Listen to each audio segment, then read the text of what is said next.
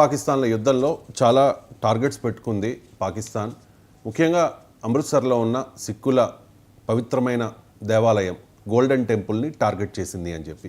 Golden టెంపుల్ని target చేస్తే, touch చేస్తే ఏమవుతుందో అందరికీ తెలుసు, భారతీయులందరికీ కూడా. గతంలో ఇందిరాగాంధీ టైంలో ఏమైంది అనేది.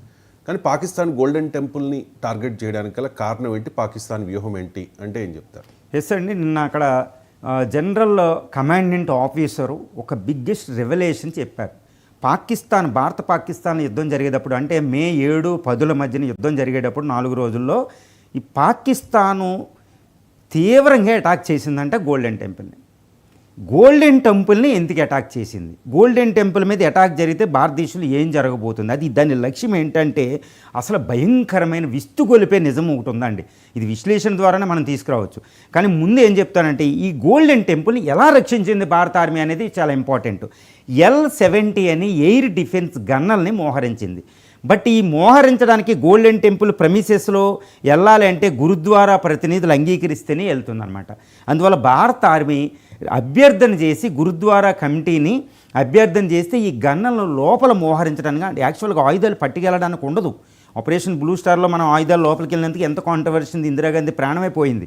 కానీ గురుద్వారా ప్రబంధ కమిటీ వీళ్ళు ఏంటంటే ఈ గన్నలు లోపల పెట్టడానికి ఆర్మీ అభ్యర్థిస్తే, వాళ్ళు అంగీకరిస్తే L-70 అని ఎయిర్ డిఫెన్స్ గన్నలు లోపల పెట్టారు. ఈ గన్నలు ఏం చేసినాయి అంటే, వాళ్ళు మిసైల్స్ ఉపయోగించారు, డ్రోన్స్ ఉపయోగించారు, చాలా ఎయిర్ టు ల్యాండ్ మిసైల్స్ కూడా ఉపయోగించారని వాళ్ళు ఎట్టి పరిస్థితుల్లో గోల్డెన్ టెంపుల్ పడగొట్టడానికి. దాని మీద దాడి చేస్తే భారత ఆర్మీ చాలా చాలా అద్భుతంగా దాన్ని అడ్డగించడం జరిగిందనమాట. అసలు ఇప్పుడు పాకిస్తాన్ గోల్డెన్ టెంపుల్ని ఎందుకు టార్గెట్ చేసిందంటే, వామ్మో అది ఎంత భయంకరమైన నిజం ఉందంటేనండి, ఇప్పుడు ఖలిస్తానీ మూమెంట్ జరుగుతుంది. ఈ భారత పంజాబు, పాకిస్తాన్ పంజాబ్లో ఉన్న సిక్కులు ఏమడుగుతారు, మాకు ఖలిస్తాన్ సెపరేట్ పంజాబ్ కావాలి, సిక్ ల్యాండ్ కావాలని అడుగుతారు. కెనడాలో ఏం జరుగుతుంది చూశారు, కెనడాలో వాళ్ళు ఎక్కువ ఉంటారు, విక్టోరియా ప్రావిన్స్ వాటిల్లో, వాంకోవర్ దగ్గర.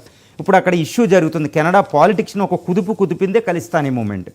ఈ ఖలిస్తానీ మూమెంట్ని రెచ్చగొట్టడం, ఇది పాకిస్తాన్ టార్గెట్ అండి. ఖలిస్తానీ మూమెంట్ అంటే పంజాబీస్ అంటే ఖలిస్తానీ చాలా స్ట్రాంగ్గా ఉంటారు, రిచ్ ఉంటారన్నమాట. ఇప్పుడు దీన్ని పడగొట్టి భారతదేశం మీద పెట్టడం.